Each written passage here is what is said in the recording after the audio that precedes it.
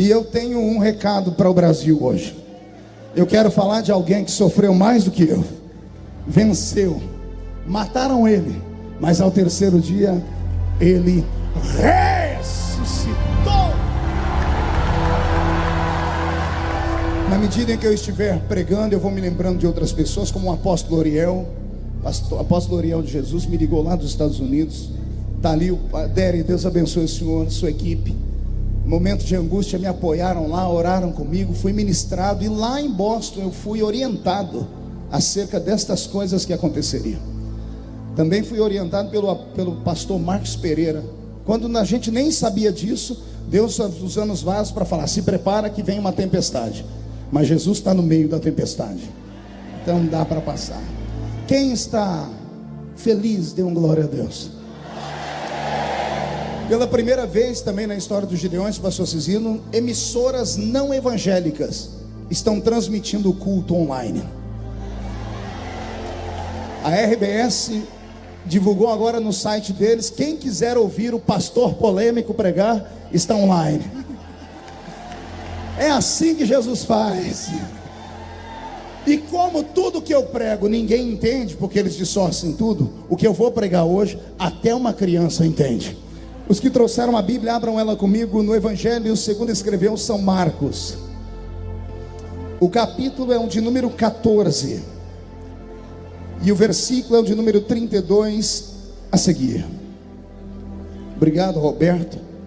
E eu só não vou te mandar embora, porque eu sei que você não fez isso sozinha. Mas não era para fazer isso, você quase me matou do coração aqui, tá? Marcos 14, versículo 32. Quem encontrou, diga amém. Quem não encontrou, peça socorro. Quantas pessoas estão procurando? Será que tem gente lá fora ouvindo a gente? Eu acho que o pessoal deve estar tudo lá no outro pavilhão. Não, calma, nós não ouvimos direito. Só quem está assistindo do lado de fora, dê um glória a Deus.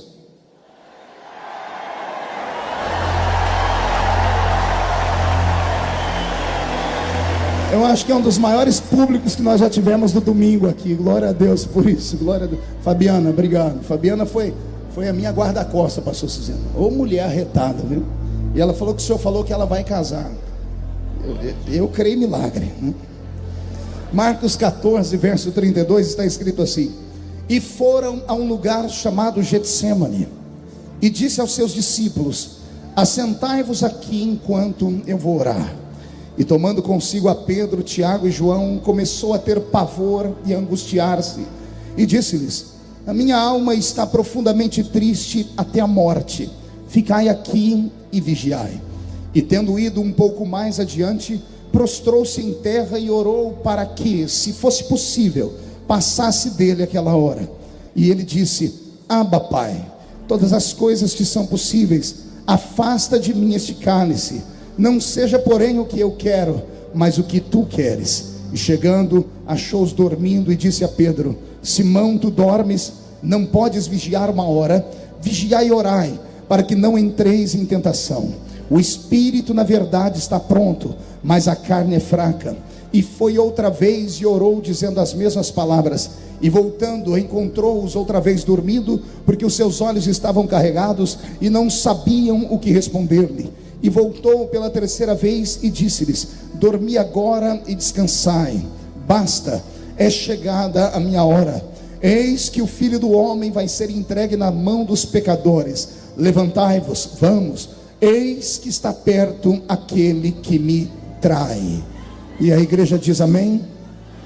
Fecha a Bíblia, coloque no banco, na cadeira, pegue na mão da pessoa mais perfumada do seu lado, aperte a mão dele ou dela com carinho até eles falarem aleluia. Pentecostal que não faz barulho está com defeito de fabricação, não é? Vamos orar. Pai, nós te exaltamos, nós te glorificamos, e nós entendemos que dentro de alguns minutos este lugar ficará pequeno para o tamanho da glória que o Senhor vai mandar do alto dos céus. Daqui a alguns minutos os que vieram tristes começarão a saltar de alegria. Os que vieram se arrastando não voltam se arrastando hoje. Hoje voltarão voando nas asas de um novo tempo. Antes que eu comece a ministrar a sua palavra, cerque este ginásio com a sua glória.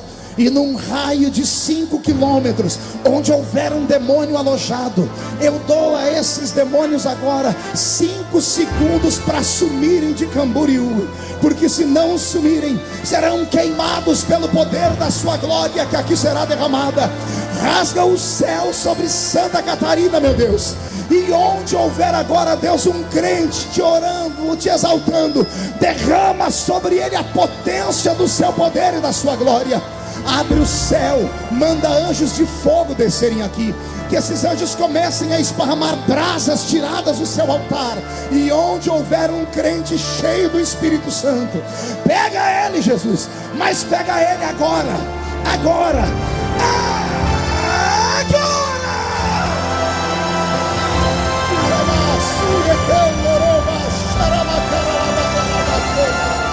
Fica conosco, Jesus, agora e sempre. A igreja diz: os que podem tomam seu assento, aplaudindo a Jesus porque Ele é bom.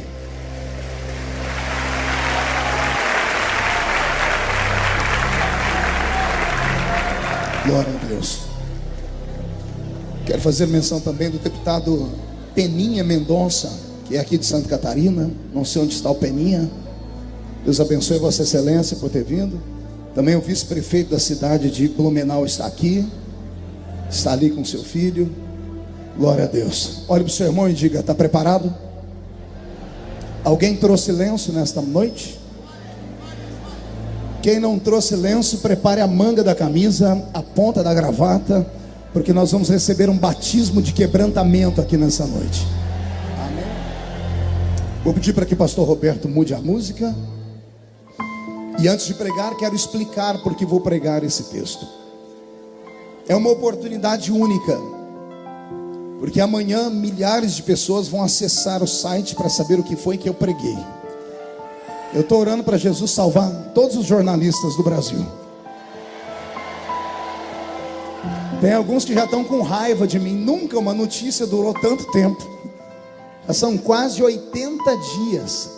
E nesses 80 dias eles foram obrigados a revirar minha vida inteira. E pegaram mensagens que eu preguei aqui nesse púlpito há 14 anos atrás, pinçaram palavras polêmicas e jogaram para a mídia secular, tentando macular a minha imagem diante do povo, desenhando uma figura de um monstro. E se eu fosse um monstro, não teríamos essa multidão aqui me ouvindo nessa noite. As minhas pregações não despertam ódio, elas despertam nas pessoas a consciência dos seus pecados. E o homem, quando é afrontado com os seus pecados, ele tem duas opções: ou ele se converte, ou ele cria raiva das pessoas que estão falando a verdade. O homem sobre quem eu vou pregar nessa noite foi crucificado, quase foi escalpelado vivo. E o único pecado, entre aspas, que acometeram a ele, porque de fato ele não cometeu nenhum, foi ele ter falado verdades. E a verdade tem que ser dita, custe o que custar, doa quem doer. E como pregador do evangelho, eu tenho um compromisso acima do compromisso de deputado federal. Eu estou deputado, mas eu sou pastor. Amanhã posso não estar mais deputado, mas serei pastor até a volta de Jesus de Nazaré. Então podem caçar o deputado, mas nunca vão caçar o pastor. Querem criar leis para colocar pastores na cadeia, mas ainda que formos para a cadeia, lá dentro pregaremos o evangelho de Jesus Cristo, porque para isso estamos aqui. E outra coisa, vai uma palavra que poucos vão entender, só quem é espiritual: eu estou aqui, mas eu não sou daqui. Eu estou nessa terra, mas a minha terra celestial está preparada. E se a trombeta tocar essa noite, daqui só 2 subir, eu tenho certeza que eu sou o primeiro. Quem é o segundo e vem junto? Então dá um berro para acordar Santa Catarina toda. Glória a Deus. Eu tento hoje explicar as minhas posições, as minhas atitudes. Tento explicar hoje porque é que eu falo o que falo, penso o que penso. E tudo isso através da minha motivação. O que me motiva a lutar pela família, o que me motiva a lutar pelos pensamentos da igreja é a história que nesse momento eu passo a contar. Respire fundo, olhe para o seu irmão e diga: ouça com o coração agora. Pastor Roberto, mude a música para mim. Era uma noite parecida com essa. Só não era o mesmo dia da semana, mas era uma noite depois de um dia afadigado de lutas, de coisas gloriosas que aconteceram, testemunhos. Todos haviam lavado os pés, as mãos, agora estão assentados ao redor de uma mesa. E aquele que sempre é o mais alegre naquela mesa, nesse dia não está alegre.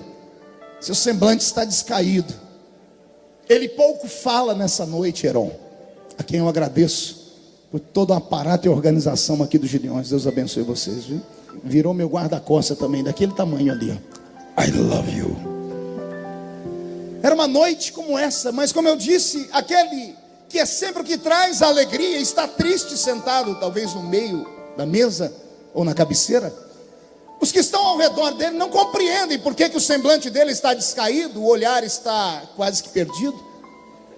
Até para partir o pão, ele partiu o pão com ressalvas. O coração dele palpitava muito. E houve um momento que ele não aguentou a emoção e disse: um entre vós vai me trair. E quando ele diz isso, ele choca os que estão ali. Um olha para um, que olha para outro e pergunta: serei eu, serei ele? E Jesus revela: aquele a quem eu der esse bocado de pão. Se eu estivesse naquela mesa, eu jamais estenderia a mão para pegar aquele pão. Você estenderia a mão para pegar ele? Ele revelou antes: aquele a quem eu der esse bocado de pão. E não é que Judas estende a mão para pegar o pão. Naquele momento a mente de Judas trava. Ele pouco estava prestando atenção no que Jesus estava falando, porque ele não se importava mais com o mestre. E naquele momento foi revelado o traidor. A ceia seguiu. Eu não sei como, não sei o que é que os discípulos fizeram naquele momento quando descobriram que Judas era o traidor. Talvez o próprio Senhor tenha soprado sobre eles um vento de glória e apagado da memória deles aqueles últimos segundos. Terminaram a ceia. Ao terminar a ceia, sempre tinham algo para contar. Nesse momento está todo mundo perdido, porque as pessoas estão envergonhadas pelo momento. Começam a se levantar pedindo licença, e pela primeira vez Jesus olha um a um e diz: não saiam daqui, fiquem comigo hoje. Eu imagino os discípulos que já estavam se levantando, se assentando de novo, sem entender nada, porque esse não era um pedido comum. E naquele dia Jesus faz um pedido que ele nunca havia feito, pelo menos a Bíblia não conta.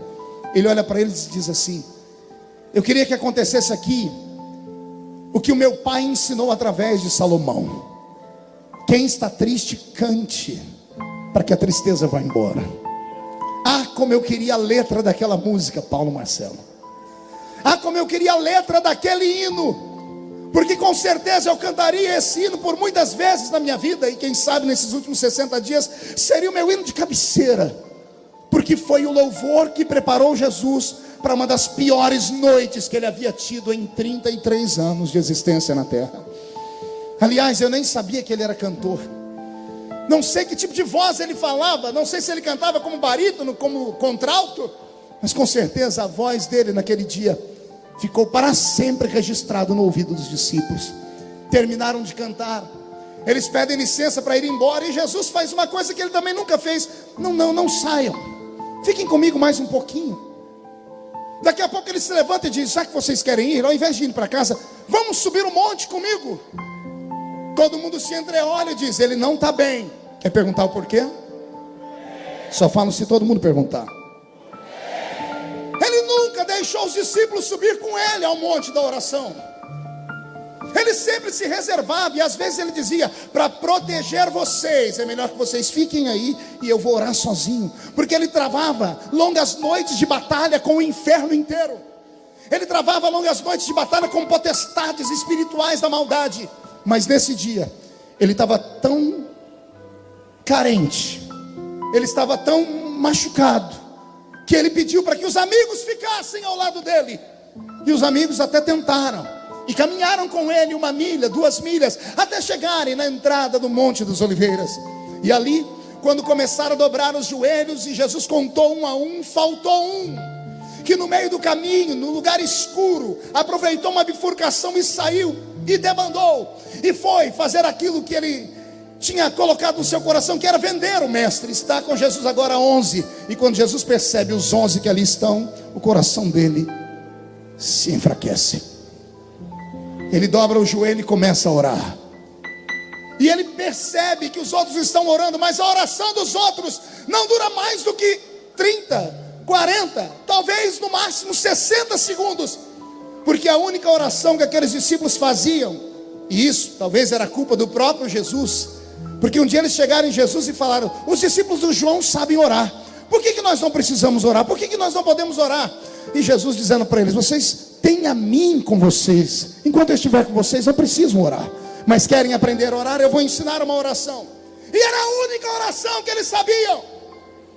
E eles juntam as mãos naquela noite escura, num grupo de 11, e começam a orar: Pai nosso que estás no céu, santificado seja o seu nome, venha a nós o teu reino, seja feita a tua vontade, assim na terra como no céu. O pão nosso de cada dia nos dai hoje, perdoai as nossas ofensas, assim como nós perdoamos a quem nos tem ofendido. Não nos deixes cair em tentação, mas livra-nos do mal, porque teu é o poder, o reino e a glória para sempre. Jesus não ficou feliz assim, porque eles acabaram de orar e fez-se silêncio no monte. A alma dele angustiada, o coração acelerado, ele querendo gritar. Eu não sei se você já passou por momentos assim. Só vai orar em monte quem está com a vida quase perdida. Tem alguém que já subiu a montanha para orar aqui? Já viu alguém chegar na montanha e ficar rezando? Quando a gente vai para a montanha, a gente vai para a guerra, a gente vai para o grito. Aquilo que a gente não pode gritar em casa, a gente grita na montanha. Aquilo que a gente não pode falar para os amigos, a gente fala na montanha. Na montanha a gente bate o pé no chão, a gente rola na terra, a gente salta e grita até Deus ouvir. E Deus escuta a oração da montanha. Só os que já oraram no monte tiveram uma experiência como essa. Dê um grito de glória a Deus, por favor. E Jesus queria que os discípulos orassem com ele, porque um orando sozinho, todo mundo vai ouvir a oração. Mas se tiver mais de um, se tiver 12, porque eles estavam em 12 ali, os 11 mais ele, ninguém saberia o que o outro estava orando, mas eles se calaram. E Jesus percebe que eles não têm o que orar. E eles tentam orar, mas a oração que eles sabem é só o Pai Nosso, e acaba por ali mesmo. E enquanto eles estão tentando orar, Jesus começa a ficar mais angustiado. Ele se levanta e faz algo que ele nunca havia feito. Pergunte o quê? Ele chama os 3 amigos mais íntimos dele: Pedro, Tiago e João. Leva eles para um canto. Ele abraça os 3 e diz: o que eu vou falar para vocês é o desabafo de um amigo. Os outros são meus filhos, são meus discípulos, mas não têm a intimidade que vocês têm comigo. Então com vocês eu posso falar que vocês não vão se escandalizar. Se eu falar para os outros o que eu vou falar para vocês, eles vão abandonar a fé, mas para vocês eu posso. Os 3 estão com o coração acelerado também, dizendo: o que é que Jesus vai falar? E Jesus olha no olho dos 3, Valquíria, e diz: a minha alma está angustiada. Eu estou sentindo a morte chegar. Eu sinto que é meu último dia. Não vamos ter mais manhãs de café. Não teremos mais almoços na casa de Lázaro. Não teremos mais dias de sorriso vendo os milagres. Eu sinto se aproximar a maior entidade espiritual temida pela humanidade, que é a morte. Que quando vem não volta sozinha. Que quando vem não manda recado. Que quando vem não envia um e-mail avisando que está chegando. Que quando vem não posta no Facebook. Quando ela vem, ela não volta sozinha. E ela estava se aproximando. E Jesus, sensitivo como era, percebeu que o Espírito já estava pairando por lá. E nesse momento ele diz: é por isso que eu preciso que vocês orem por mim. E aqui eu choro, porque eu sempre amei ver Jesus como super-herói. Eu sempre amei pregar Jesus fazendo atos mirabolantes. Quer ver um pregador pentecostal ficar feliz? É colocar ele para pegar a passagem onde Jesus estava dormindo na polpa do barco, e o barco quase indo a pique, mas alguém se lembra que ele está no barco. E quando chamam por ele, ele sai do meio do barco, vai até a proa do barco, no bico do barco, estufa o peito, abre os dois braços e, buscando uma autoridade que ninguém tem na terra, ele grita: acalma-te, vento, e aquieta-te, mar. Eu já ouvi falar que mar tem braço, Charles, mas não sabia que tinha ouvido. Eu nunca ouvi falar que vento escutava. Eu ouvi falar que vento assoviava, mas o vento e o mar pararam para ouvir Jesus. E quando ele vai voltando para o barco, os discípulos vão olhando para ele dizendo: que homem é esse, que até o vento e o mar obedecem? Eu sou apaixonado em pregar um Cristo super-homem. Amo o pastor Alexandre Bernardino.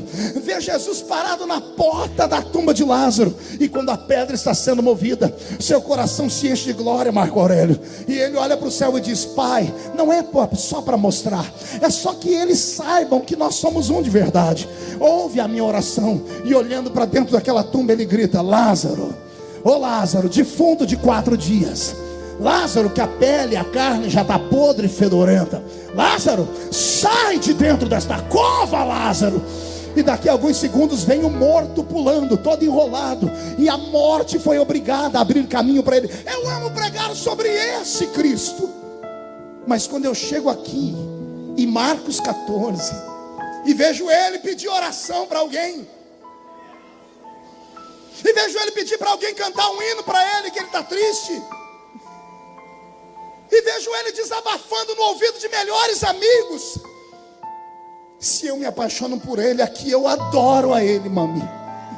Eu adoro, porque é um recado que ele está mandando para nós. Você pode operar milagres, você pode ser um exímio pregador, Júnior Bola, você pode convencer multidões, mandar o mar calar e o vento, mas tem dias na sua vida que você não consegue carregar a cruz sozinho. Tem dia, Paulo Marcelo, que precisa de um sirineu, como você pregou hoje de manhã. Tem dia que a gente precisa de alguém que tem um coração aberto para estar conosco. E aqui eu adoro Jesus, porque se ele passou por um momento de dúvida e angústia, eu não sou de aço, os que estão na frente não são de aço. E é por isso que eu vim aqui hoje te dizer que o mais fraco crente aqui entre nós é mais forte que o inferno inteiro de pé.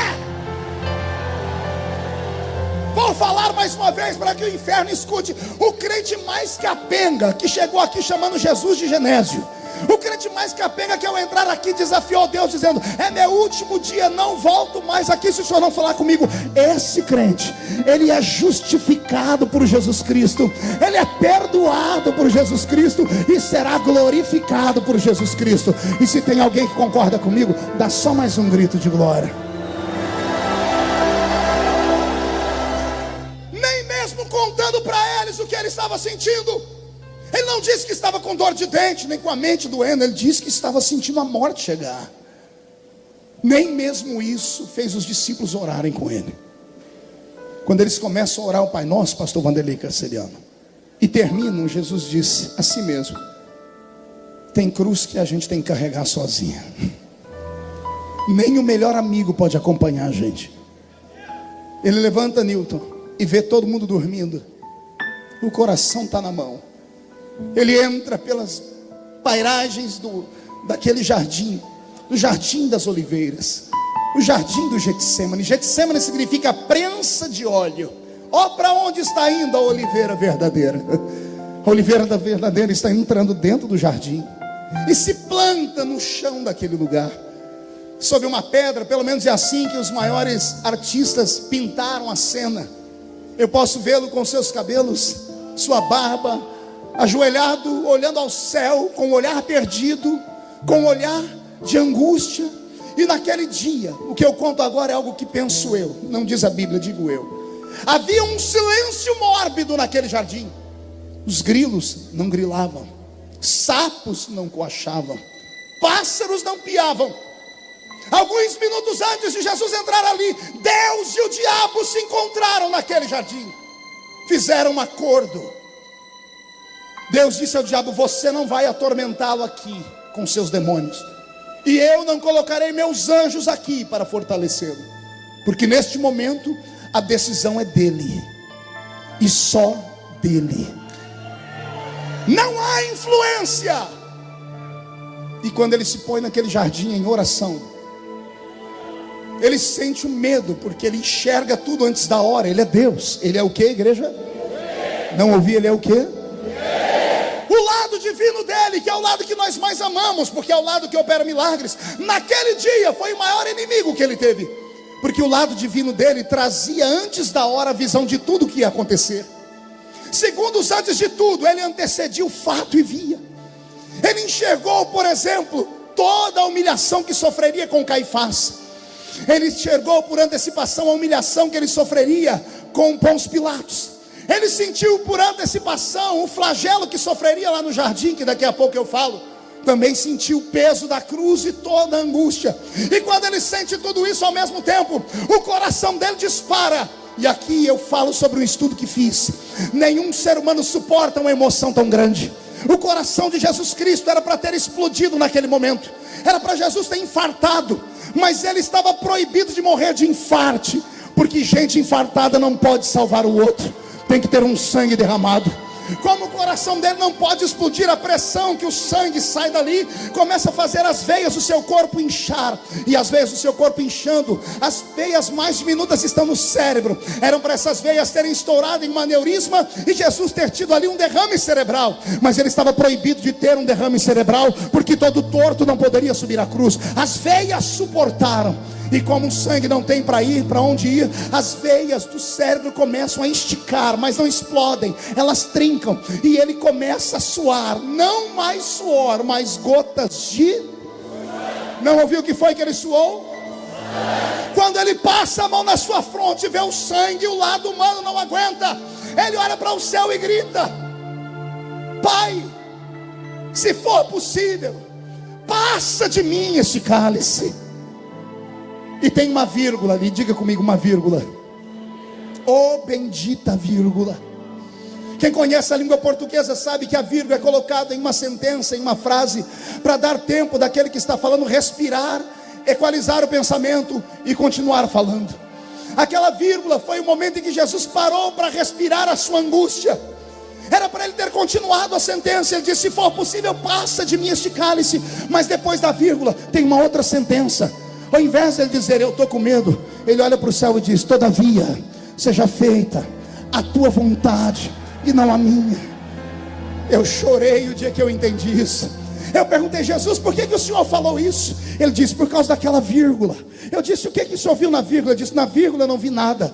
Mas no momento em que eu parei para respirar, eu abri os meus olhos espirituais, que me fizeram anteceder e ver a cruz. E eu vi a cruz antes da hora de novo. Só que agora eu não me assustei, porque eu inclinei a cabeça para a direita e enxerguei lá na frente, depois da cruz. E depois da cruz eu vi os gideões missionários da última hora. Depois da cruz eu vi as sentenças que foram decretadas de vida eterna. Depois da cruz eu vi aqueles homens e aquelas mulheres de mãos levantadas, dando grito de glória, mandando força, dizendo que o céu é logo ali. E por causa desse povo, vou repetir, por causa desses malucos que ninguém entende, que nos chamam de desequilibrados, por causa desse povo, ele olhou para o céu e disse: todavia, seja feita a tua vontade, não a minha. E ele se levanta. Ele se levanta numa força incrível. Não é mais o mesmo homem que entrou. Eu disse que não é mais quem? Não ouvi? Não é mais quem? Pergunte por quê. Ele entra depressivo, ele entra triste, ele entra angustiado. Quando ele se levanta, ele sai dali como um guerreiro. Ele sai mais forte que um guarda pretoriano. Ele sai e acorda os discípulos assim: não pudestes orar comigo? Eles vão dar uma desculpa e diz: agora é tarde, não precisa mais orar, porque a carne é fraca, mas o espírito está forte. Não, você não entendeu. Ele diz: eu entrei aqui com a minha carne tremendo, mas recebi lá dentro uma fortaleza no espírito. Eu encaro o diabo se for preciso. Agora eu profetizo que depois desta festa, nesta noite, as famílias que estão reunidas aqui, ao saírem pelas vicinais, pelas estradas do Brasil, vão voltar cheias do Espírito Santo. O seu espírito vai estar de pé.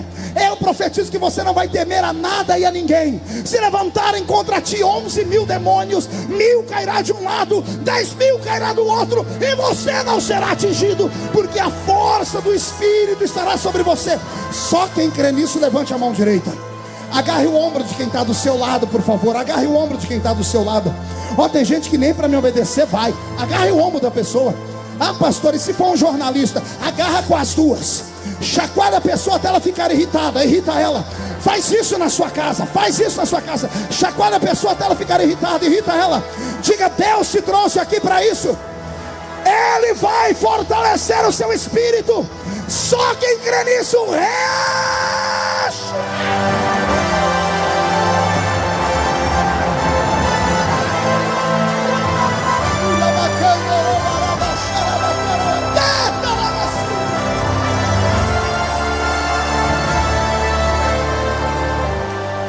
Vou contar uma coisa que desceu do céu agora. Você não sabe o poder da sua fraqueza. Não, isso veio do céu, desceu agora. Vou repetir. Você não sabe o poder da sua fraqueza. Quando um crente está fraco, ele coloca Deus de pé no trono. Deus não consegue ser Deus na vida de crente forte. Vou repetir de novo, parece heresia, mas não é não.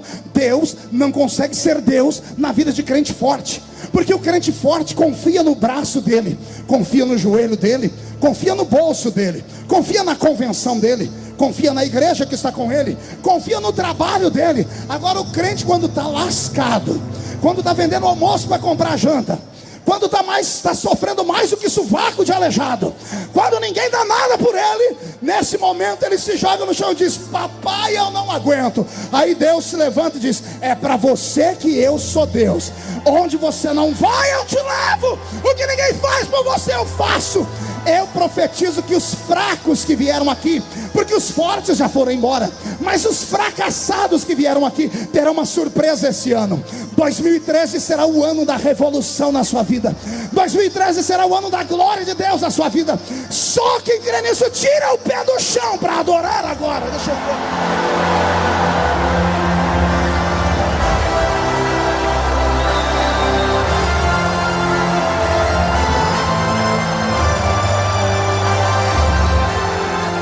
E para que ninguém pense que essa é uma teoria feliciana, que isso não é doutrina do felicianismo. Boa essa, boa Anderson. Felicianismo. Paulo disse: quando eu estou fraco, é aí que eu... Calma, põe o verbo direito. Quando eu estou fraco, é aí que eu sou forte. Porque estar é passageiro. Você está fraco, mas na verdade você é forte. Não, você não entendeu, eu vou falar de novo. Você está fraco, mas você é um gigante para Deus. Eu profetizo que a força do Senhor te acompanhará, e Deus vai tirar da mão do ímpio, vai entregar na sua mão tudo aquilo que o seu coração deseja. E se tem alguém que acredita, diga: eu creio, eu creio. Então pega, põe no coração, e só mais um grito, só mais um grito, Senhor. Alguns jornalistas vieram perguntar para mim, o que não entra na cabeça deles, pastor Wagner, do Canadá, é como é que eu aguento tanta pressão. Falei: como é que o senhor consegue dirigir as comissões com aquela barulheira toda? Eu disse: meu filho, eu sou pentecostal. Quanto mais grito, melhor para mim. Quanto mais fuzuê, mais cheio de Deus eu fico. É assim que as coisas continuam. Cadê os crentes que vivem na pressão aí? Agora respire fundo. Vamos sair do Getsemane. Jesus sai do Getsemane. A alguns metros dali, ouve-se um barulho. Há uma turba de cerca de 600 homens que estão sendo guiados por Judas, o Iscariotes. Estão vindo para prender Jesus. Os discípulos escutam os gritos vindo de cá, querem correr para lá.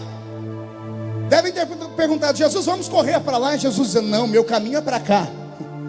Mas até agora há pouco o senhor estava triste. Ele diz: pois é, agora eu estou feliz, eu não vejo a hora de acabar esse negócio. Vamos acabar com isso logo. E Jesus vai e encara os algozes. E vem uma das cenas mais lindas da Bíblia. Judas o Iscariotes. Judas vem e dá um beijo em Jesus. Ele dá o que em Jesus? Só que Jesus não xinga, não amaldiçoa, não dá lição de moral. Judas dá um beijo e quer sair. Jesus segura ele e diz: Judas, vem cá, você é meu amigo. Judas, você é meu amigo. Jesus estava mandando um recado para ele, dizendo: não importa o que está acontecendo agora, você mora aqui dentro. Não deixa o diabo te engodar, não deixa o diabo te enganar. Mas Judas não entendeu o recado, não entendeu o recado, saiu dali. Quando ele viu seu mestre ser espancado, não suportou e foi ao alto de uma montanha, no campo de Aceldama. Pendura-se em uma cruz, ou pendura-se em uma árvore, se joga lá de cima, pelo peso do seu corpo balançando, deve ter pegado em uma árvore, rasgado as suas entranhas, e suas vísceras ficaram naquele lugar para que os abutres comessem. Jesus continua o seu flagelo. Pedro e os que ali estavam não conseguem ficar perto de Jesus. Depois que Jesus dá uma lição em Pedro, Pedro arranca uma espada da cintura, tenta cortar a cabeça de um soldado. Ele erra e acerta a orelha. E mesmo assim Jesus faz um milagre naquele momento, recuperando a orelha do soldado e dizendo: Pedro, se eu precisasse de guarda-costa, não seria você, anjos desceriam do céu para me socorrer. É chegada a hora. Jesus é arrancado dali, levado para Caifás. Caifás envia para Anás. Fazem perguntas, esbofeteiam seu rosto, cospem nele. E Jesus em silêncio suporta o seu flagelo. Até que depois desse momento, Jesus é levado para que seja julgado por um tribunal romano. Porque Anás e Caifás só podiam fazer com Jesus um julgamento religioso. Como não podiam matar Jesus, porque isso feria a lei daquele tempo, precisavam arrumar uma acusação legal diante da justiça romana. E encontraram a acusação. Falaram que Jesus dizia para todo mundo que era o rei dos judeus, e isso oprimiria o reino de Roma, poderia criar uma cisão no reino de Roma, uma rebelião. Levam Jesus para Pôncio Pilatos. Pôncio Pilatos, depois de meia dúzia de conversas com Jesus, ele era um cônsul, afinal de contas era um embaixador, era um homem que entendia de leis, era um homem intelectual. Meia dúzia de palavras com Jesus e pronto. Jesus convenceu ele de que ele não era tudo aquilo que falava. Tem acontecido isso comigo nesses dias, né? Depois de apanhar bastante, me deram a oportunidade de falar na imprensa, na televisão. Depois de 3 programas de televisão, mudou a cara do Brasil acerca da minha pessoa, porque pessoas intelectuais pararam para ouvir e viram que mentiras caem por terra quando a verdade aparece. Teve um dos entrevistadores, eu não vou dizer o nome, foram 3, né? Se eu dizer o nome fica ruim, mas quando terminou, ele veio e me deu um beijo e disse: você me convenceu. Se você me convenceu, você convence qualquer pessoa. Eu tenho até medo de ir na sua igreja e acabar me convertendo lá, pela pregação da palavra. Pôncio Pilatos tenta encontrar um subterfúgio. Ao invés de matar Jesus, porque os judeus tinham sangue, que estavam com sangue nos olhos por Jesus, ele promove um massacre do corpo de Jesus. Jesus é levado para o alpendre da sua casa, ou melhor, do lado de fora do alpendre havia uma mini praça dentro do palácio onde Pôncio Pilatos morava. E ali naquele espaço colocaram um tronco, amarraram Jesus pelas mãos, deixaram ele seminu, e 2 soldados pretorianos começam um flagelo que resultou em quase 500 cortes nas costas de Jesus. Foram 39 chibatadas, uma quarentena de açoites menos 1, 39 chibatadas com um chicote chamado azorrague. Azorrague era um chicote com 12 tiras de couro, 12 tiras de couro, e na ponta de cada tira uma limalha de ferro, um pedaço de osso de carneiro quebrado. Cada vez que o chicote era desferido e batia nas costas, o osso e o ferro entravam na carne. Quando puxavam, rasgava a carne de Jesus por completo. Ele teve isso elevado a 39 vezes. Então multiplique 39 vezes 12 e você vai ter o número de cortes que Jesus teve nas suas costas. Só que havia entre os judeus, quando eu estive em Israel há pouco tempo, eu aprendi isso e isso me fez chorar muito. Havia entre os soldados romanos uma disputa. A disputa entre os soldados romanos era para saber em qual round cairia o judeu, porque nenhum judeu se ajoelhava diante de autoridades que não fossem do povo dele. Batiam nas costas para que o homem perdesse as forças e se arregasse. Então todos os judeus que foram levados para esse tipo de flagelo, havia sido feito um estudo entre os soldados. Na 10ª chibatada, nenhum mais aguentava, porque 10 chicotadas significavam 120 cortes no corpo. Então eles esperavam todos a 11ª chibatada. Pergunte por quê? O corpo não aguentava e a pessoa esmorecia.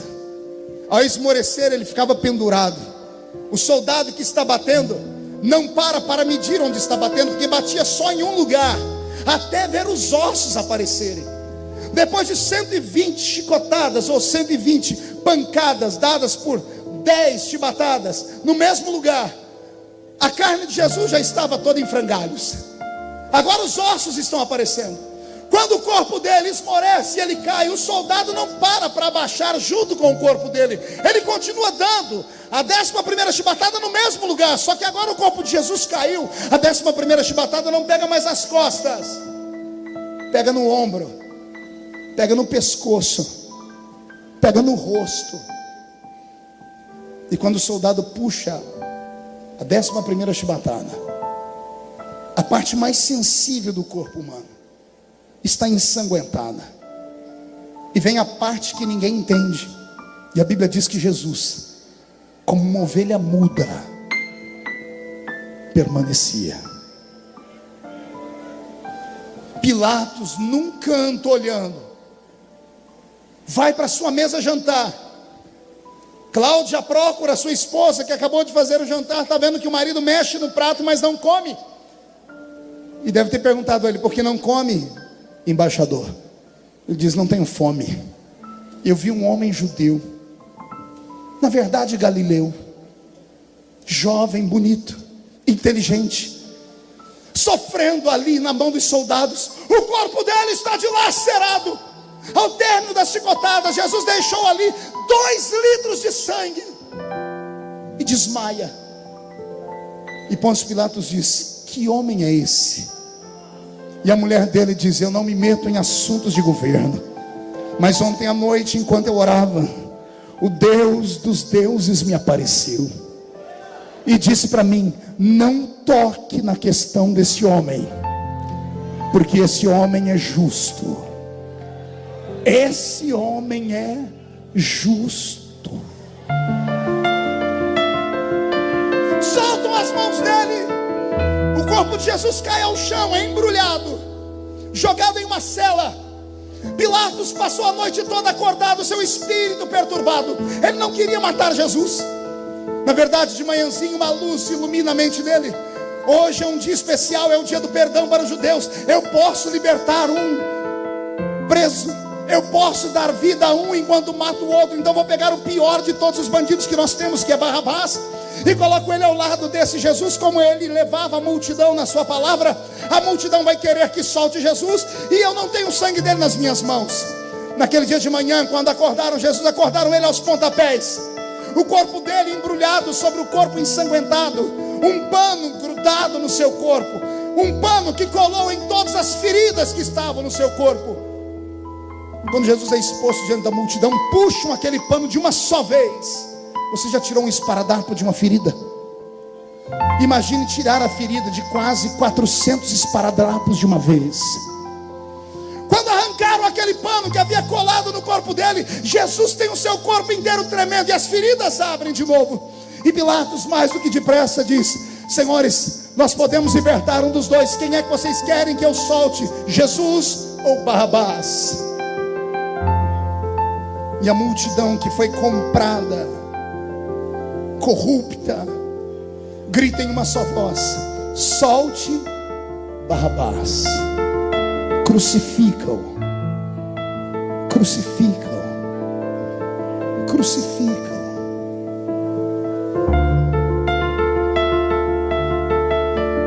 Pilatos lava as mãos.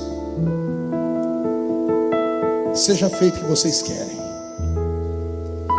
O corpo de Jesus é arrastado, colocado na mão de ferozes guardas pretorianos que eram amantes da tortura.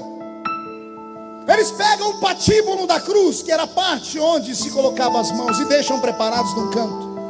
Começam a preparar o corpo de Jesus com um cortejo de horror. Pegam uma coroa de espinhos e dizem: já que você é rei, eis aí a sua coroa.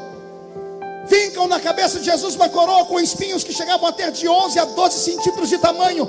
Espinhos capazes de vazar uma madeira de acácia, a madeira usada para fazer a arca da aliança. Fincam aquela coroa na cabeça de Jesus. Cospem nele. Arrancam a sua roupa. O pano já havia arrancado. A roupa que é colocada sobre nesse momento é arrancada também. Ele fica seminu. Uma vez seminu, ele é exposto à vergonha. As pessoas pegam um patíbulo da cruz e colocam nos seus ombros, e começa a via da crucificação. Se um dia você for em Jerusalém, vá na via da crucificação. Tem os 14 lugares onde Jesus esteve, onde o seu corpo tombou, onde ele caiu. As pessoas que deveriam amá-lo, lutar por ele, gritar por ele, não fizeram. Aqueles que ele curou, alimentou, podiam ter feito alguma coisa naquele momento, mas não fizeram. E ele solitário andou por aquela via, caindo, capengando, se levantando, até que encontram no meio do caminho o Cirineu. Cirineu é obrigado a ajudar Jesus a carregar a cruz. A forma de Jesus dizer a mim e a você: quando a cruz estiver pesada e cair no chão, vai ter alguém para te ajudar. Mas vem um recado, é doloroso, mas é verdadeiro. Nem sempre será aquele que você espera. Geralmente a ajuda vem de onde você não espera. Geralmente Deus vai levantar um estrangeiro para te ajudar. Recebe esta profecia? A sua luta você não vai passar sozinha. Se os seus irmãos te abandonarem, se todo mundo te abandonar, nem que tenha que vir um estrangeiro te ajudar, você vai caminhar e vai ter alguém do seu lado. Se você concorda comigo, dá mais um grito de glória.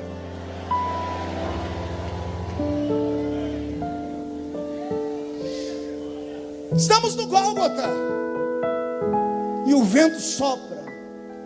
O astro rei que brilha no céu olha para a terra, e nesse dia ele se envergonha. Até que daqui a alguns minutos ele vai se esconder num canto do mundo. Os pássaros deixam de voar. A terra começa a se regurgitar, até que daqui a alguns minutos, algumas horas na frente, ela vai provocar um terremoto.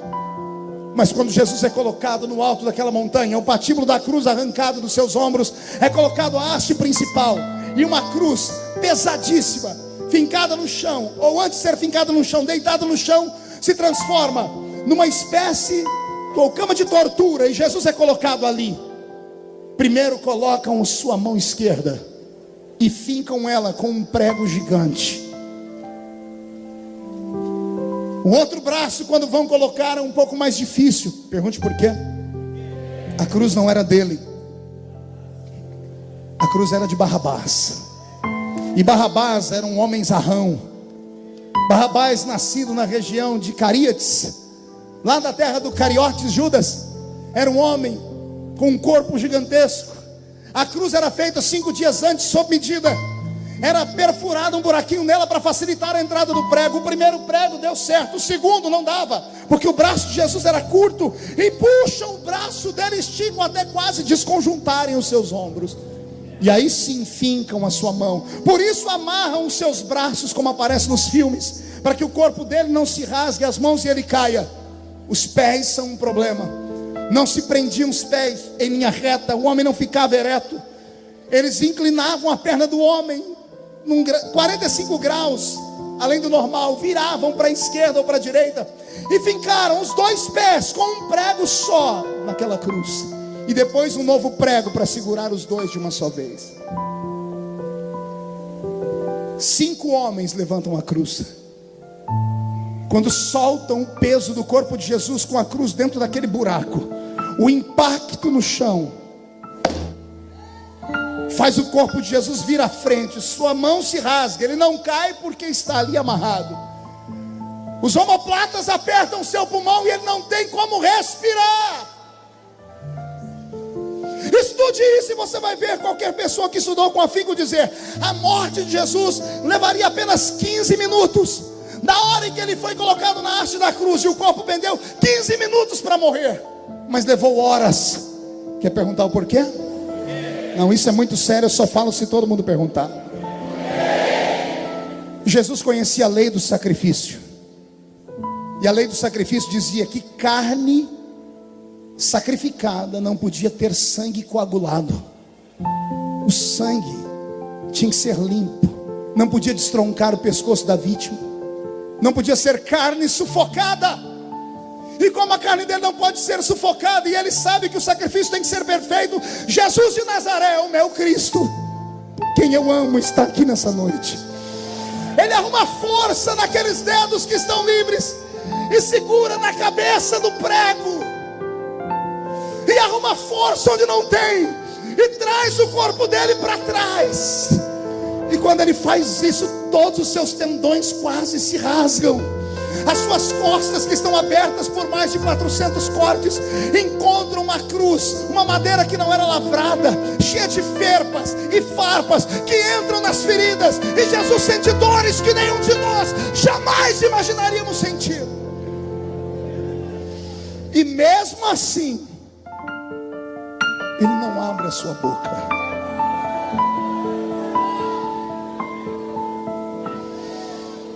Aos amigos que estão nos ouvindo, é por isso que eu não renuncio.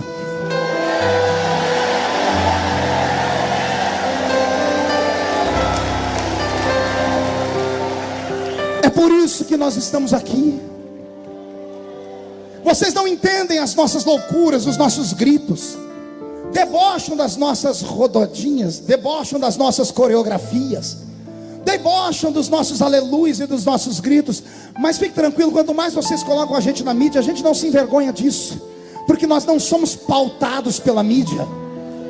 Não sou pautado por artistas, com todo respeito aos artistas, porque é uma profissão, e tem muita gente boa, tem alguns irmãos nossos que são artistas, mas com todo respeito aos artistas que se levantaram contra mim esses dias, beijando na boca, mandando recado para mim. Na verdade, vocês estão mandando recado é para esse povo aqui, ó. Na verdade, ao invés de vocês fazerem um ato que para vocês é bom, vocês estão arrancando sentimentos que estavam esquecidos de uma família unida. O pai não aceita isso. Nenhum pai cria o filho para ver porcaria na frente dos olhos dele. Nenhuma mãe cria sua filha para que ela tenha uma vida estranha fora do futuro. A família é criada para adorar a Deus. A família é criada para adorar a Deus. É isso. E sabe o que eu queria fazer aqui agora? Agora é hora da polêmica. Vamos para o Jornal Nacional de novo. Eu queria convocar os crentes a nunca mais assistirem uma novela.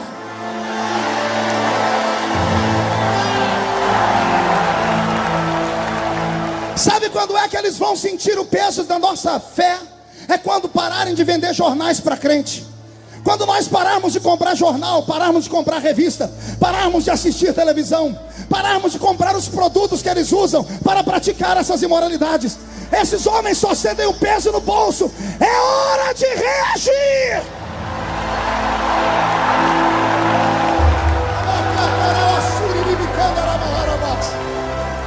Escute aqui. Eu tenho amigos aqui que moram nos Estados Unidos, e eles vão dizer se é verdade ou se é mentira. O conglomerado Walt Disney, há alguns anos atrás, não faz muito tempo, criou dentro do Walt Disney uma praça com detalhes de coisas que são contra a família. No dia da inauguração foi um fiasco. Pergunte por quê. Só fala se todo mundo perguntar por quê. As famílias cristãs americanas, e eu não estou falando crentes, estou falando cristãs, boicotaram, foram para frente da Disney, fizeram um cordão e não deixaram ninguém entrar. Você não entendeu? Vou repetir. Fizeram um cordão na entrada e disse: ninguém entra. Um dia, 2 dias, 3 dias, no 4º dia acabou. Foram lá e desmontaram aquele negócio. Lá é um lugar de família.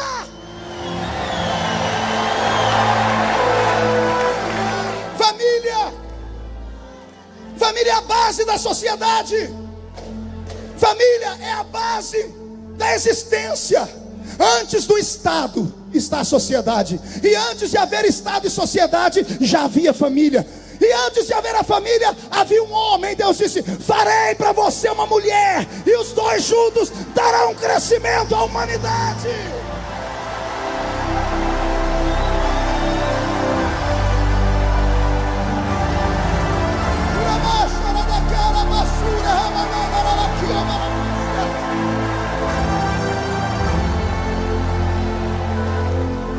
Tudo que eu estou passando é por causa deste livro. Eu estou sofrendo por causa deste livro. Eu fui citar Gênesis, me chamaram de racista. Fui citar Romanos, me chamaram de homofóbico. Eles odeiam esse livro, mas esse livro não odeia eles. E hoje eu vou convocar essa igreja para nós fazermos uma oração, para vermos até o ano que vem o maior número de conversão jamais visto nesse país.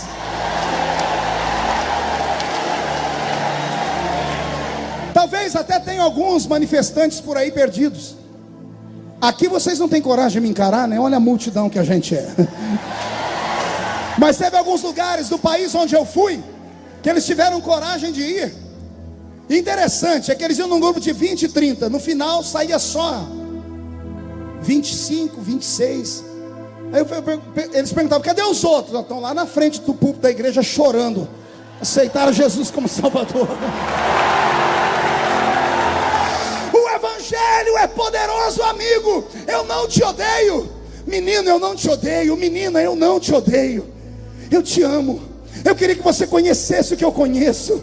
Eu queria que você conhecesse esse Cristo que sofreu na cruz por você.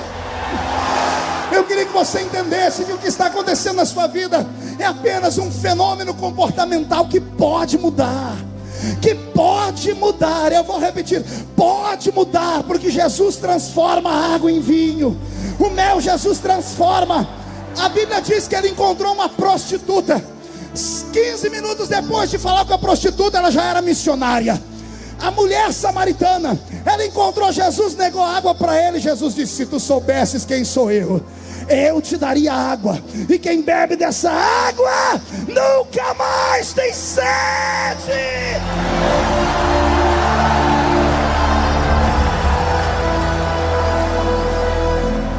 Eu profetizo a tua salvação. Daqui a alguns anos eu vou te ver aqui. Seus dentes estão rangendo, seus olhos estão trincados. Você está nesse momento enchendo meu Twitter de palavrão e ameaças de morte. Eu te amo. Declaro meu amor incondicional pela sua vida. Estou lutando por você. Você tem que se lembrar que você só está aí agora com essa raiva toda e só está vivo porque um homem e uma mulher fizeram você.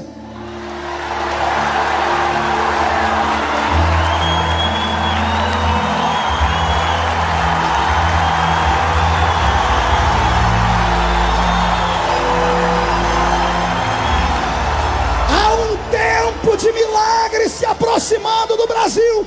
O Brasil será o celeiro missionário desta década, porque a família sobrevive.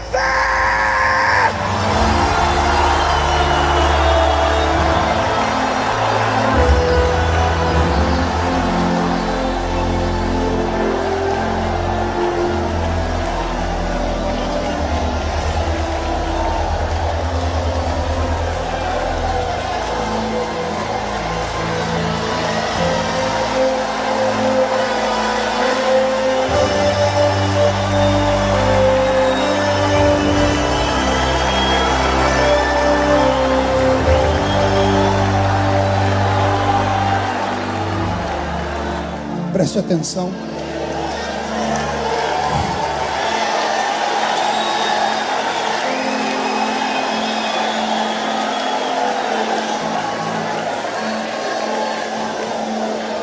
Pega na mão da sua irmã, pega na mão do seu irmão.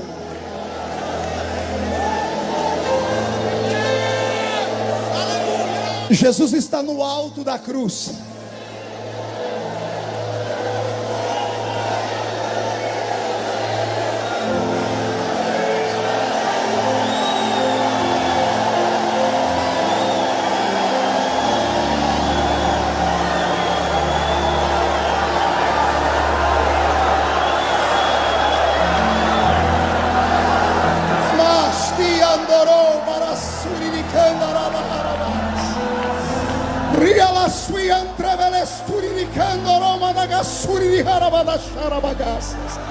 Pai, derrama a unção do batismo com o Espírito Santo.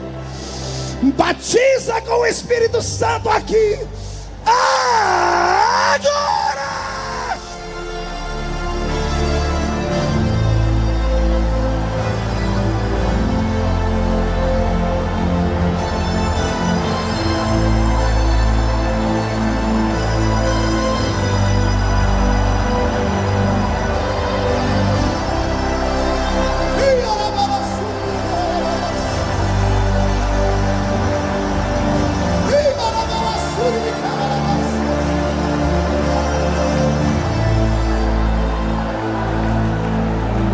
Estou sentindo uma autoridade de Deus aqui. Estou sentindo uma autoridade de Deus que está vindo sobre os obreiros do Brasil. Eu estou aqui com uma retaguarda de santos e santas, mulheres de Deus e homens de Deus. Vocês não podem voltar para suas casas sem esta autoridade. Há uma autoridade sendo entregue nesta noite. A autoridade onde o Senhor dará a chave das cidades onde os senhores moram nas suas mãos. É um tempo de conversão. É um tempo que nunca antes houve na nossa história. Eu tenho dificuldades em lidar com esse tipo de revelação instantânea que vem. Estou tentando explicar. O Senhor está dizendo ao meu coração que a nação brasileira será usada como um breque. Nós seremos usados como freio no carro do anticristo. O carro do anticristo está acelerado na Europa, está acelerado na América do Norte. O carro do anticristo vem pelo apoio das grandes governanças. O carro do anticristo vem debaixo de uma palavra chamada progressistas. E acorde, escute, vou denunciar.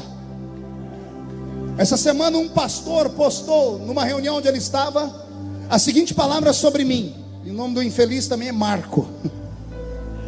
Ele escreveu assim: nós podíamos orar nesse momento para Deus dar um derrame no pastor Feliciano.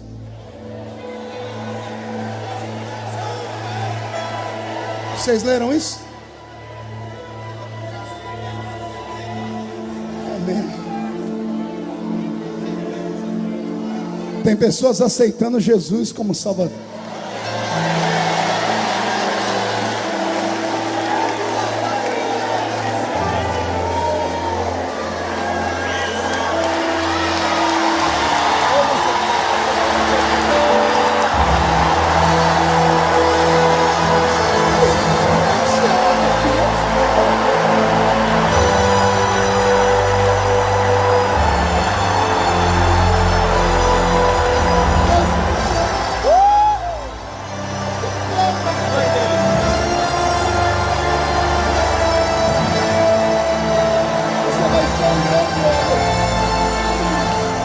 Você vai ser um grande homem. Jesus traz vida sobre o coração dele. Todo o sofrimento que ele teve com o pai dele, toda a tristeza que ele sofreu na infância, traz vida para dentro dele e faz ele ser um profeta.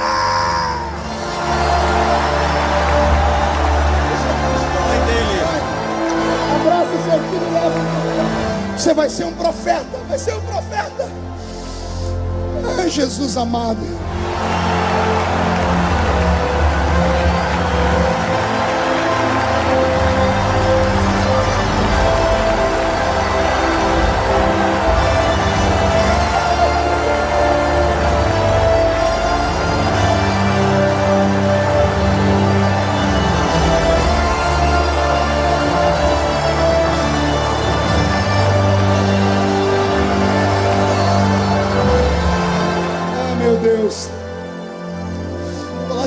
perto da gente para cultuar aqui perto.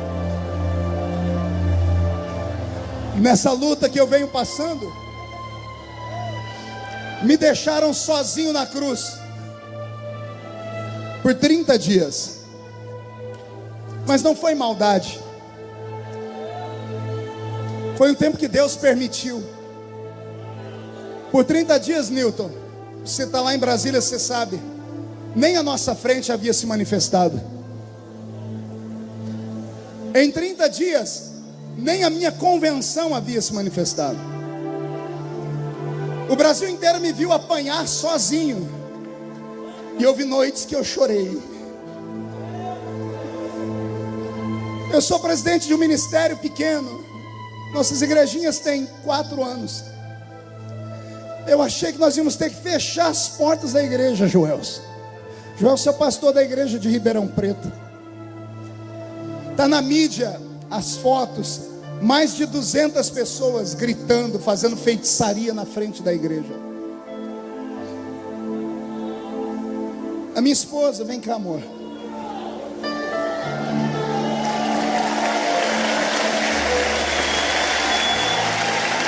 Para vocês eu posso falar que são minha família.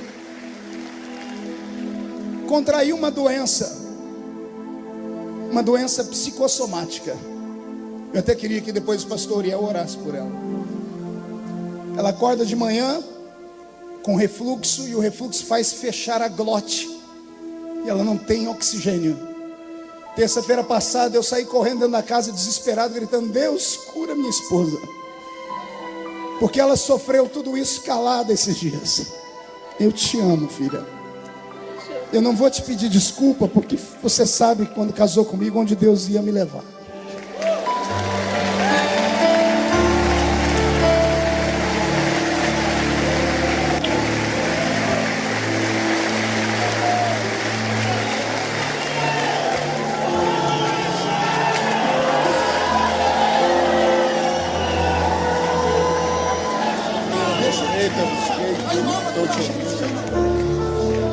Meu Deus, o meu filho. Você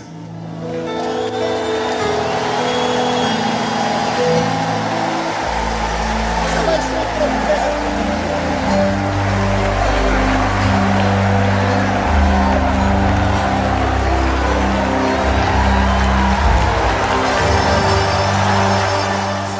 Imagem e semelhança de Deus.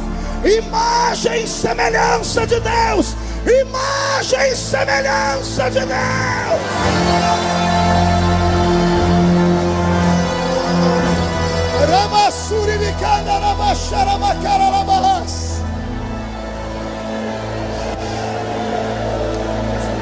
Ouçam-me. Eu estou indo devagar, eu estou deixando Jesus fazer. É melhor deixar Jesus fazer. Nesses últimos 60 dias, as minhas agendas acabaram. Quase liguei para o senhor, pastor Uriel. O senhor fazer umas agendas para mim na América. As igrejas aqui no Brasil, a maioria delas, todo mundo sabe que eu tenho uma agenda concorrida. Eu chego a pregar 20, 22 dias por mês. E as igrejas desmarcaram, porque os ativistas vão para a internet e ameaçam, falando que vão fazer manifestação com trio elétrico. E eu não vivo de salário de deputado. Eu tenho estrutura muito grande, tenho programa de televisão, tenho missionários que eu sustento, tenho famílias. E houve dias desses últimos 2 meses que eu falei: Jesus, acabou tudo. O que eu vou falar agora é uma coisa muito particular. Pegue na mão de quem está do seu nome. Karen, vem cá, filha. Essa é a minha filha mais velha. Linda igual o pai, não é? Tem o mesmo temperamento que o meu. Brava que só Jesus na causa. Quando ela fez 15 aninhos, eu estava passando uma situação difícil. Eu falei: filha, papai não vai te dar festa de 15 anos, mas quando você fizer 18 anos eu vou te dar um carro. E ela aceitou. Filha boa faz isso. Ela fez 18 anos quinta-feira passada. E no dia do aniversário dela, o dinheiro que eu tinha para comprar o carro, nós usamos para pagar as contas. Porque eu fiquei sem agenda. E eu falei, Jesus vai dar um jeito nessa história. Aí, 2 dias antes do aniversário dela, um amigo me ligou, o apóstolo René Terra Nova. Me chamou para ir lá em Porto Seguro, no evento dele. E tinha lá 17 mil pastores. Ele me deixou pregar. Quando eu terminei de pregar, os irmãos vieram correndo ao púlpito, jogando dinheiro no púlpito. Eu nunca vi aquilo. Eu não pedi nada. E o apóstolo havia dito que aquilo aconteceu uma vez só, 10 anos atrás. Deus moveu o povo. Foi 1 hora, a gente jogando dinheiro no meu pé. Eu falei, meu Deus, estou desesperado, o que é isso? E o apóstolo dizendo, Deus está trabalhando, fica quieto. O dinheiro que veio de oferta aquele dia, eu consegui pagar todas as contas. E quando foi essa semana agora que passou, um irmão que estava lá naquele evento me ligou, falou com o Dr. Bauer. O Dr. Bauer me deu a notícia, eu liguei para ele, ele falou, pastor Marco, Jesus falou comigo que era lá no congresso de Porto Seguro, que era para eu voltar para casa a pé. Eu falei, por quê? Porque ele mandou dar o carro da minha mulher para sua filha. Aí ele falou, só que a minha mulher ia divorciar de mim. Aí quando eu cheguei no hotel, eu falei, filha, nós vamos a pé para casa. Ela disse, vamos mesmo, porque Jesus falou comigo que é para eu dar o carro para a filha do pastor. Não é o carro que ela quer, mas é um começo. Chega segunda-feira, amanhã está em casa às 2 horas da tarde. É a forma de eu falar para minha filha que Jesus sempre cuidou da gente. Ele nunca vai te desamparar, nunca.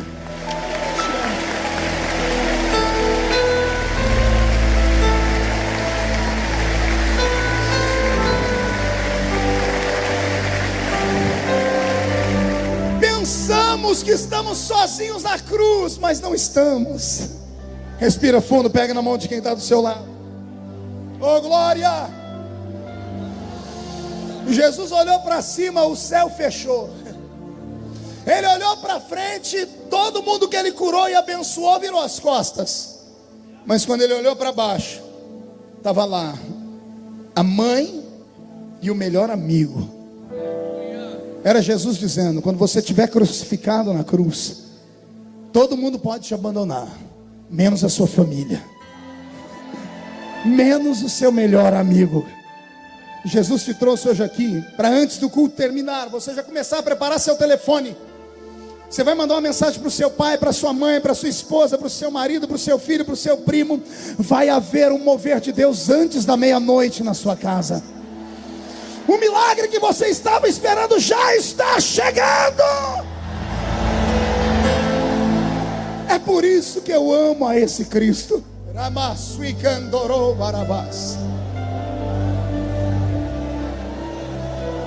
Houve uma hora naquele dia, naquela sexta-feira, que Jesus olhou para o céu e disse: Pai, consumado está. E eu entrego na sua mão meu espírito. E tendo dito isto, Jesus expirou. Ele morreu. Assim. Quando Jesus expirou, o que saiu de dentro dele era o Cristo que estava dentro dele.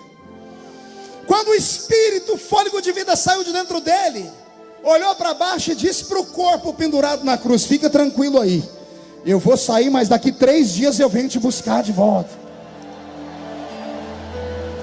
Uma vez me perguntaram: pastor, por que Jesus morreu primeiro do que os outros 2 bandidos? Ele sofreu menos? Não, ele sofreu de igual forma. Os outros também foram flagelados. E por que é que Jesus morreu primeiro do que eles? Para evitar problema. Pergunte qual? Toda vez que a morte cruzou o caminho de Jesus, ela se deu mal. Jesus atrapalhou o velório da filha de Jairo. Jesus parou o cortejo fúnebre do filho da viúva de Naim. Jesus entrou no cemitério e trouxe de volta Lázaro. A morte não tem vez com ele. Jesus disse para mim: filhos, se os outros 2 que estavam à esquerda e à direita morressem primeiro, era morrer e ressuscitar, porque perto de mim a morte não fica. A morte não fica. Respire fundo. Ele morreu. E a Bíblia diz que, tendo morrido, o seu espírito desceu às regiões mais baixas. E antes da ressurreição trouxe consigo um cativeiro. Trouxe consigo o quê? Pergunte o que é isso, pastor. Todos os que morreram antes de Jesus tiveram uma chance da salvação. Todos os que morreram antes de Jesus tiveram a chance da salvação. Senão Deus seria injusto. Quando Jesus morre, nesses 3 dias que ele desaparece, ele desce às profundezas do Hades. Ele vai no seio de Abraão. E todos os que morreram antes dele tiveram a chance de encontrar nele o Messias. Pode imaginar ele entrando lá no cativeiro, abrindo as portas, porque a chave da morte está na mão dele, e ele dizendo: Lázaro, ou melhor, antes de lá, vamos pegar os mais antigos. Daniel, sai para fora, Daniel. Mas quem és tu, Senhor? Eu sou aquele que fecha a boca dos leões. Jeremias, sai para fora. Mas quem és tu, Senhor? Eu sou o oleiro e tu és o vaso. Ezequiel, sai para fora. E quem és tu, Senhor? Eu sou o anjo que tem o cordel na mão de medir e meço as águas do avivamento. Lázaro, sai para fora. Sai todo mundo que morreu para fora. Abandone este lugar agora, porque é hora de conhecermos o verdadeiro paraíso. Agora que o evangelho está anunciado entre os mortos,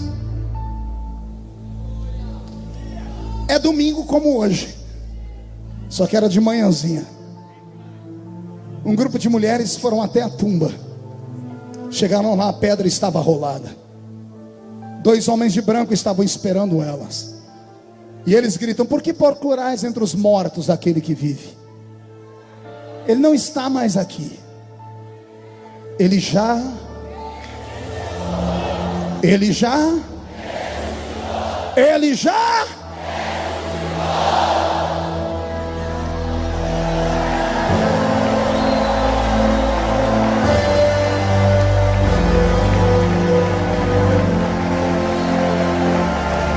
segure a mão do seu irmão de novo. Eu estou terminando, eu encerro aqui.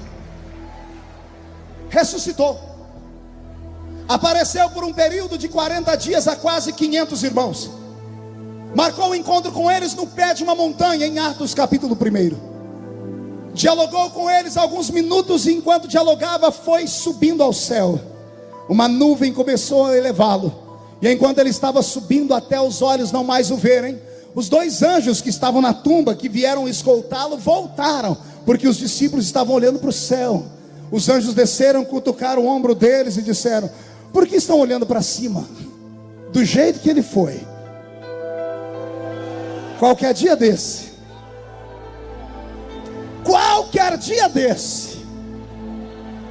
ele vai voltar. Quem está pronto para entrar no céu por 2 minutos? Quando ele desaparece dos olhos dos homens, ele não vai para a atmosfera, não vai para o espaço sideral, ele vai para o céu da eterna glória de Deus. O céu da eterna glória de Deus está com os portões trancados, porque há inimizade entre o homem e Deus. Agora que Jesus está na frente do portão, porque ele arrastou para o céu um corpo de carne. Ele arrastou para o céu um corpo do quê? Diga para o seu irmão: a carne nunca havia entrado lá. Ele entrou lá na entrada do céu, na porta, com aquele corpo que ele arrancou da cruz. Quando ele está na porta do céu, com aquele corpo estranho, os anjos que estão guardando a entrada do céu vêm voando e vêm dizendo: quem é esse que se aproxima aí? Quando olham nos olhos dele, percebem quem ele é, então gritam, que está escrito nos Salmos: levantai, ó portais eternos, para que entre o Rei da Glória. Mas os anjos que têm a chave do céu estão lá dentro. Eles vêm voando, vêm correndo e vêm gritando: mas quem é este Rei da Glória? Os que estão do lado de fora abrem as asas e gritam: o Senhor dos exércitos, poderoso na batalha. Ele é o Rei da Glória.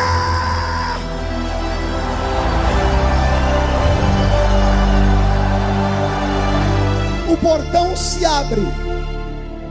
Um homem de carne e osso entra no céu. Quando seus pés pisam as ruas da Nova Jerusalém, ele cumpre a lei.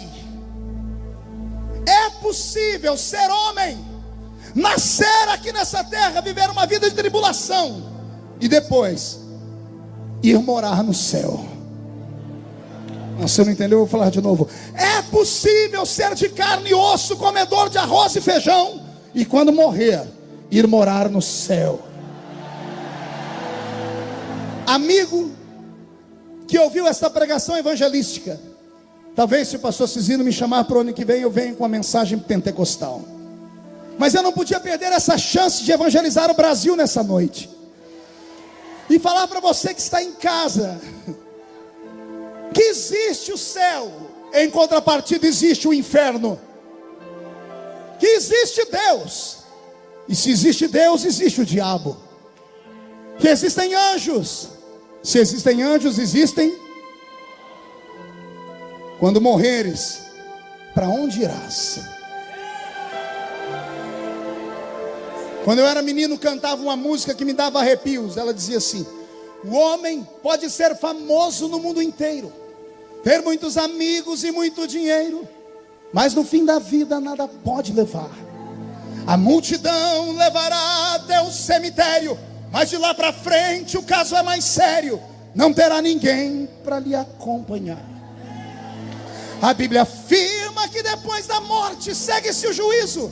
Não se preparou quando era preciso adorar a Deus e abster-se do mal.